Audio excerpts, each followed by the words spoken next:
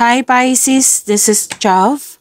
Welcome pa sa ating channel. By the way, Pisces, this is your timeless reading. Gamitin ang reading na ito bilang gabay lamang kung naka-resonate kayo. Comment down. Tandaan Pisces, ito ay general reading. Kunin niyo lang po kung ano naka-resonate sa'yo. This is for you, Pisces.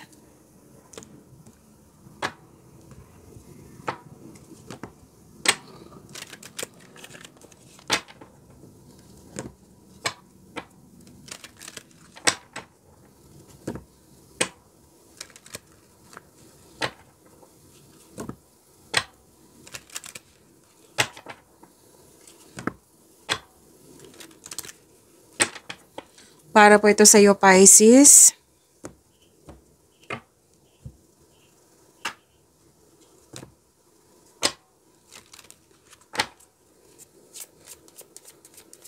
Angel number para kay Pisces.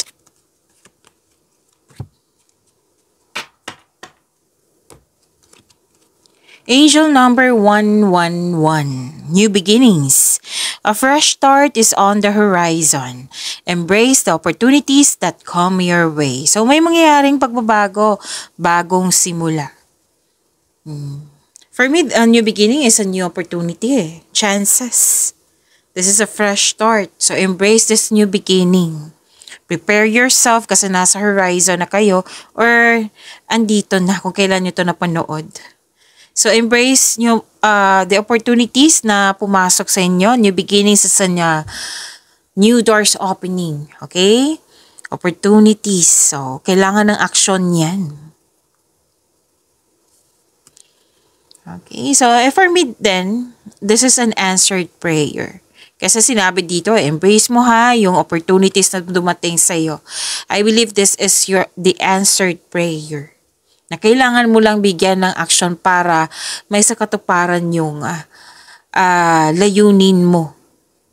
Kumbaga, binigay ng universe sa iyo yung tools na kailangan mong bigyan ng action para may sakatuparan yung gusto mo. Okay, so prepare. This is new beginnings.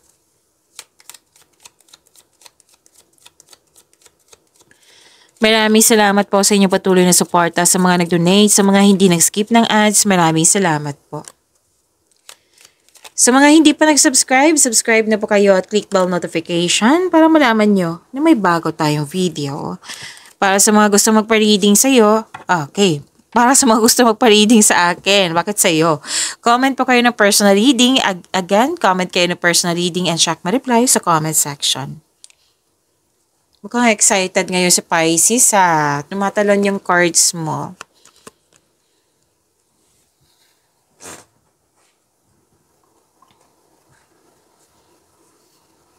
Okay, may parating na malaking pera. Yes, Pisces. Kahapon, pera din yun. Ngayon, claim nyo na. May parating na malaking pera sa iyo, cash flow, transaction. Pwedeng opportunities na sinabi dito sa new beginning mo, sa angel number 111, na opportunities na makapagbigay sa iyo ng malaking pera. So take note nyo yan. Repeating message po iyan. Maraming customer, kliyente na makapagbigay sa iyo ng malaking pera. Project ba yan? Prosperity is yours. Ang ganda. Claim nyo po.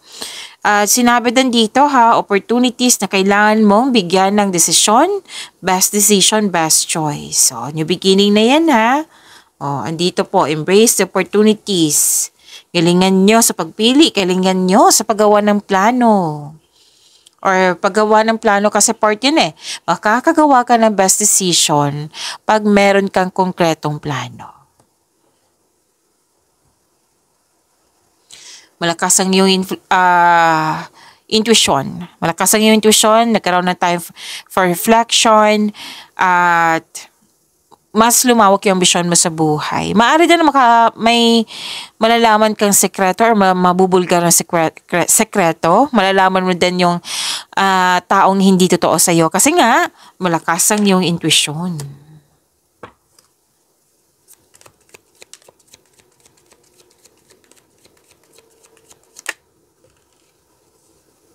This is about your energy, Pisces.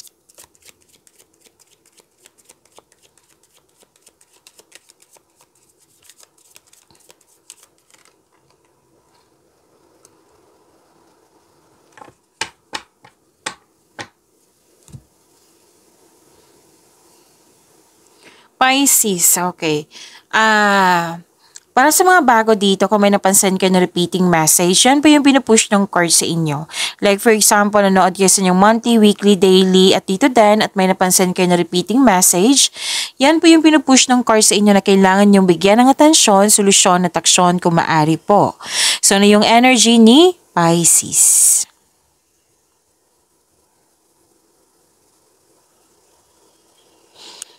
Ano to malalim ang iniisip mo.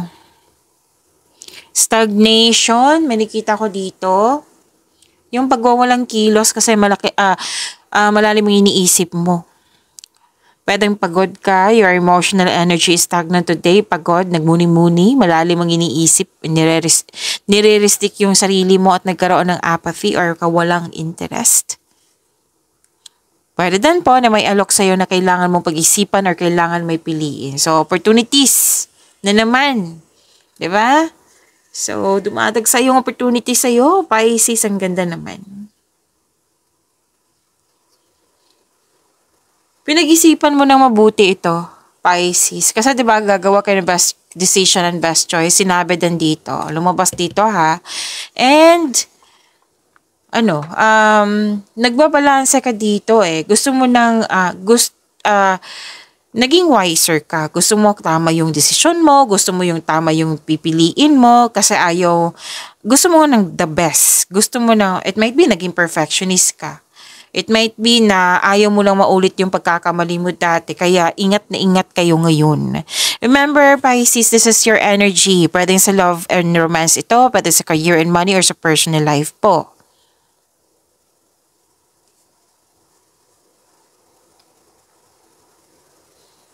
Pwede din malalim ang iniisip mo regarding yung na-stuck ka sa nakaraan.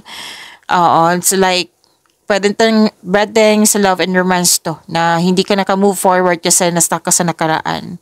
Pwedeng gusto mo yung nangyari sa nakaraan or di kaya na-stuck ka sa nakaraan kasi may nangyari na na-trigger yung ego mo, na ayaw mo mangyari ulit yun.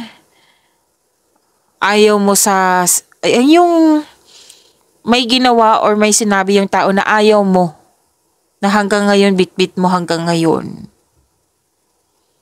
So, kumbaga, hindi ka naka-move on sa past.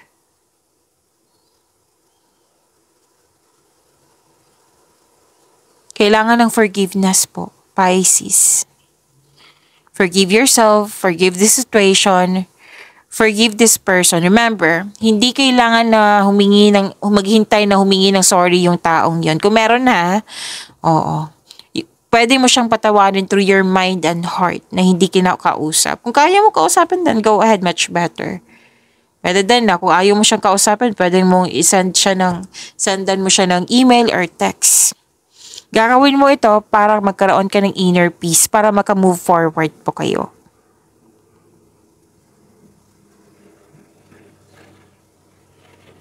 Pwede din, bored ka sa mga ginagawa mo dyan or dismayado ka sa current position mo. Kailangan labanan mo yung nararamdaman mo. Isipin mo yung inspiration mo sa buhay para ma-motivate po kayo.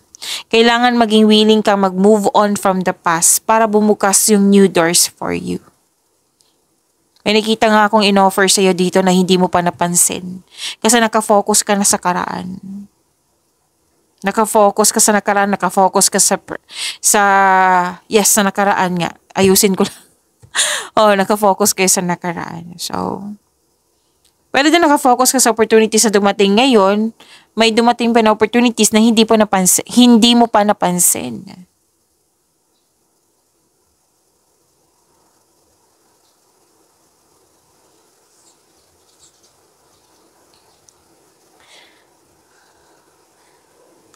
Dalawang card kasi nagsabi dito, Pisces, naging defensive or nanindigan ka sa yung desisyon. Gumagawa ka ng strat plan. May ganap na challenges or struggle, pero nakikita ko naman dito buong tapang mong hinarap ito. Katapangan at kumpiyansa sa gitna ng anumang klaseng atake. May ganap din na pinagtanggol mo yung kaibigan mo o miyembro ng pamilya laban sa iba. Nag-remind ng card nyo dito, actually this is an advice. Huwag kang tumutok sa problema kasi magdudulot ito ng pagtigil. Walang mangyayaring pagbabago kung parati kang nakafocus sa problema. Why not? Kasi may oras ka mag-focus sa problema eh. Why not, bigyan mo nga ng solusyon para matapos na yan. Kasi nagdudulot ito ng pagtigil eh, na may pwedeng distraction to, nakatutok ka sa problema, tapos tumigil ka. So you have to move forward, make change. Kasi nga sinabi kanina, 'di ba? May mangyayaring pagbabago kung ikaw mismo ay willing mag-move forward. So kailangan i-let go mo na yung mga nangyari sa nakaraan. Huwag kayong tumutok sa mga nangyari po na hindi mo nagustuhan ba. Oo. Or nasta ka sa nakaraan nga. Move forward kayo. Para may mangyayaring pagbabago.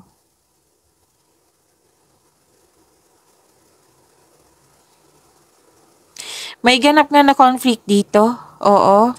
So, kailangan nyo mag-usap. Kasi kung parati kang nakatutok sa problema, like, yung sinabi kanina, malalim ang iniisip, why not nga, bigyan nyo na solusyon, kausapin mo na lang.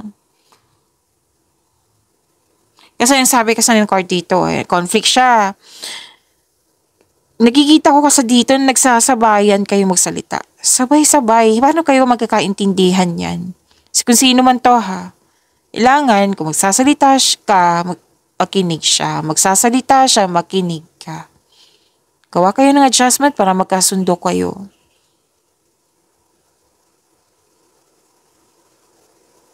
Kung ano man tong challenges na kinakaharap mo ngayon, ma-overcome mo yan, sabi ng iyong card. Basta harapin mo. Harapin mo siya, bigyan mo ng solusyon.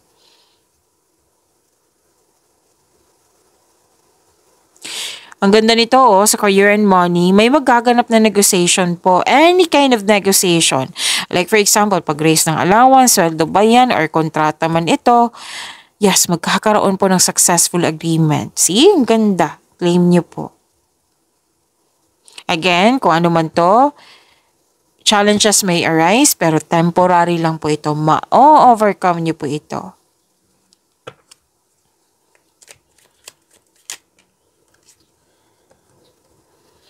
This is about your career and money, Pisces.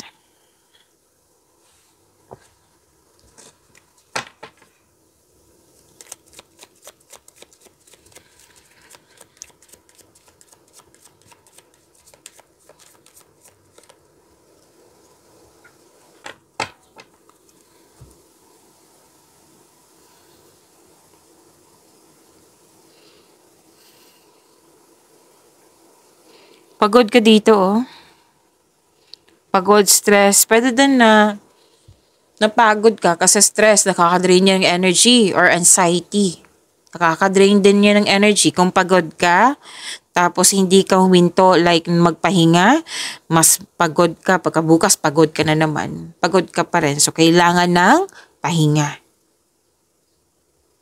Ang pagpahinga po ay nakapagbigay ng increased productivity and a healthier mental state. Nakikita ko naman dito, gusto mo mag-leave, gusto mo magbukasyon, gusto mo mapag-isa. Dalawang card mismo nagsabi dito Pisces. Baka may nasabi akong Cancer kanina So this reading is Pisces po.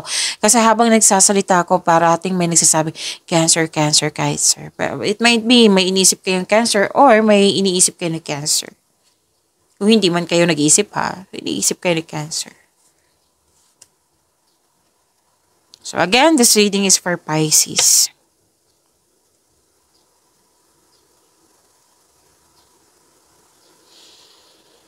Dalawang card mismo nagsabi dito na gusto mo magbakasyon, gusto mo magpahinga. Ay, ilan naman sa inyo dito nag-rest day na, nagbakasyon na. Kaya nga sinasabi ng card nyo dito, tapusin nyo yung mga ginagawa mo dyan. After nyan, magbakasyon ka, mag-rest day ka. Kasi hindi ka magiging productive nyan. Hindi sulit yung araw mo sa pagiging masipag kung pagod ka. This card asks you to relax, calm your mind, and reflect. sleep and meditation ay kailangan. May habang nagsasalita ko, may nagsasabi din sa akin, Miss Jav, wala naman akong hindi, malayo pa yung vacation leave ko, hindi pwede, trabaho talaga ngayon.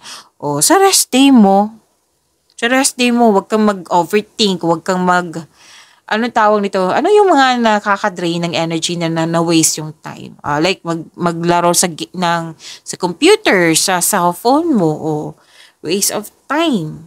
'Di ba? Pwede na-entertain ka, pero yung body mo, yung mind mo, kailangan maging healthy Pagod ka kasi.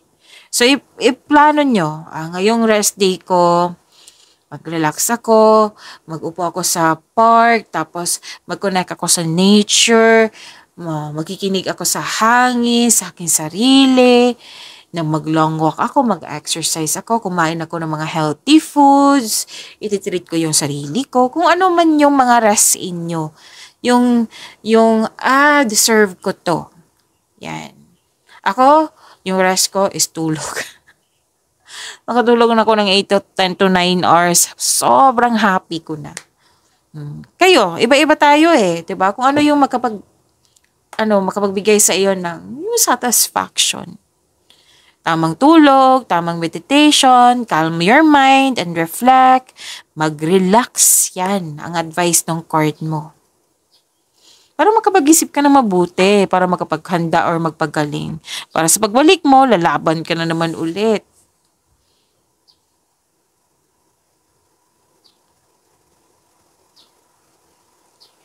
Naghahanap ka ng solusyon sa inyong problema dito, sagot sa inyong mga katanungan. Ang sabi ng iyong card dito na nasa iyo na yung sagot, nasa iyo na yung solusyon. Nagkakaroon nga ng realization sa bakasyon na ito, sa space na ito. Yes, sa space na ito. May realization, awakening, yan. Ma-realize, enlightenment, yan. Nakita ko yung hard work mo dito, Ginagamit mo yung talino mo. Nagbigay ka din ng mahabang pasensya. Feel free yourself para makapag-isip ng maayos. Kung nais mo ng promotion or pag-level up mo sa trabaho dyan, sa negosyo mo, hindi mo na kailangan ng pahintulot to move ahead. Magtiwala sa inyong galing at angking talino. Mas gusto mo nga magtrabaho mag-isa rather than in collaboration.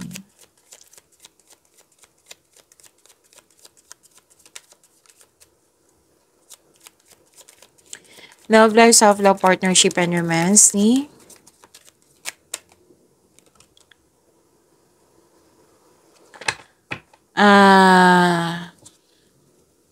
Pisces. Okay, tumatalon. Wow, nakuha mo si Wheel of Fortune. Kitang-kita ko yung overthinking mo. Hanggang sa nagkaroon ng anxiety, napagod ka.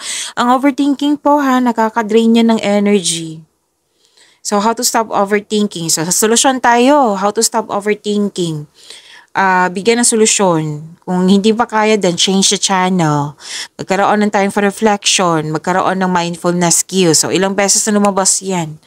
So, magpahinga. Kung hindi mo kaya, then seek help. Hindi po masamang mag-ask ng help. So, help yourself. Single ka man, marelasyon sa buhay mag-asawa. Nakikita ko dito, lalo na't paggabi. Umiiyak ka, malalim yung iniisip mo, worried ka, nagkaroon ng anxiety kasi nga may conflict. Communication is the key. Yes, communication is the key. Huwag kayong mga lala kasi nakita ko dito, kasi nakuha mo si Wheel of Fortune, di ba? This is a blessings na sa mga hindi nagkaroon ng pagkakaunawaan dyan, may darating na blessings sa inyo nang siyang dahilan na magkakaayos kayo. Single ka man, marelasyon sa buhay mag-asawa. Actually, sa mga single dito, may parating sa inyo ng bagong pag-ibig.